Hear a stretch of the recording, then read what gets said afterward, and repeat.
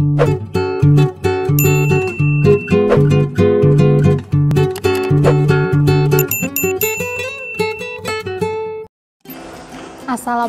warahmatullahi wabarakatuh. Selamat datang di kelas biologi bersama Bunda Astri.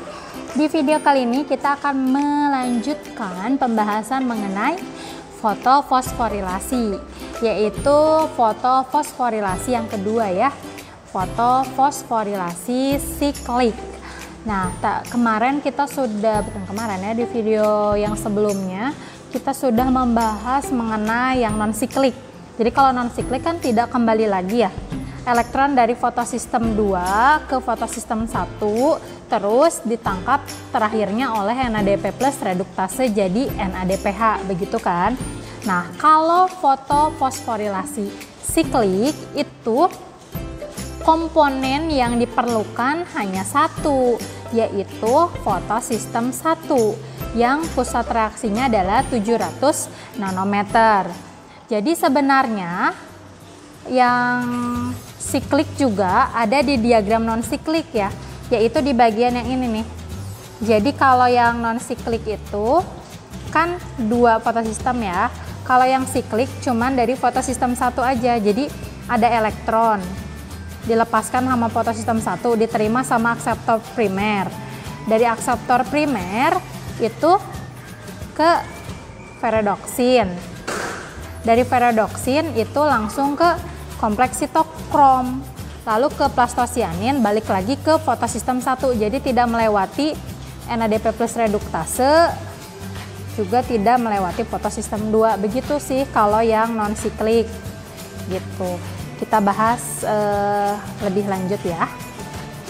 Oke.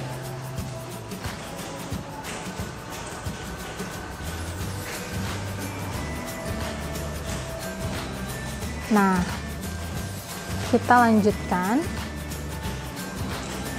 Oke, fotofosforilasi siklik. Tadi yang dibutuhkan apa?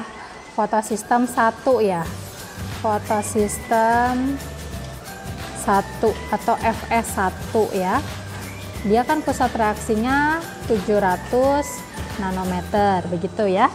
Nah, si fotosistem 1 ini dia dikenai oleh cahaya matahari tadi berupa paketan energi cahaya ya, yang namanya foton.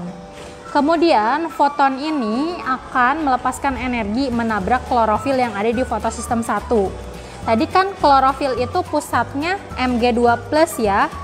Pusat dari klorofil itu adalah unsur Mg2+. Sehingga elektron yang tereksitasi atau keluar dari lintasannya itu berjumlah 2 elektron. 2 elektron terpental disebutnya adalah eksitasi ya, ini exit ya, keluar. Nah, dari fotosistem 1 elektronnya keluar, ditangkaplah sama akseptor primer. Dari akseptor primer elektronnya dilempar lagi, ditangkap oleh yang namanya ferredoksin. Dari ferredoksin elektronnya dilempar lagi, ditangkap oleh kompleks sitokrom. Dari kompleks sitokrom, di kompleks sitokrom itu kan ada enzim ATP sintase ya. Maka setiap elektron yang melewati kompleks sitokrom itu dia akan merangsang terbentuknya ATP. Lalu elektron itu hanya lewat aja melalui kompleks sitokrom. Kemudian dia ditangkap lagi sama yang namanya plastosianin. Dari plastosianin dikemanain? Dimasukin lagi ke fotosistem 1. Sehingga fotosistem 1 yang tadinya labil karena kehilangan 2 elektron diganti lagi sama 2 elektron yang berasal dari dirinya sendiri. Begitu. Makanya disebut siklik. Jadi cycle, berputar. Di situ-situ aja elektronnya. Nah, ini hasilnya hanya ATP. Tidak ada NADPH, tidak ada juga oksigen. Maka sebenarnya bagi kita ya, manusia atau hewan, fotofosforilasi siklik ini merugikan ya, karena tidak ada oksigen yang dihasilkan. Sebenarnya tumbuhan itu kapan sih dia melakukan fotofosforilasi non-siklik, kapan dia melakukan yang siklik. Nah, sebenarnya secara umum atau dalam keadaan normal, tumbuhan itu melakukan fotofosforilasi itu adalah yang non-siklik normalnya ya.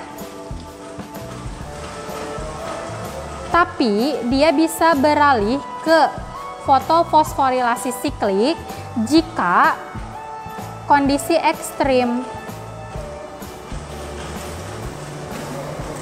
Seperti apa kondisi ekstrimnya? Seperti kekurangan air.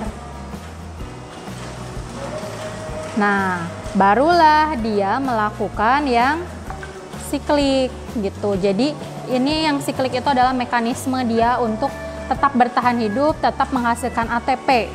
Begitu. Begitu untuk siklik, semoga kalian mengerti. Videonya itu nggak cukup kalian simak satu kali ya, jadi harus berkali-kali. Terus kamu harus sampai bisa menuliskan jalurnya yang siklik dan non-siklik itu seperti apa gitu. Pakai bagan kamu sendiri atau bahasa kamu sendiri begitu. Terima kasih atas perhatiannya. Wassalamualaikum warahmatullahi wabarakatuh. Maaf ya sedikit bising soalnya lagi hujan.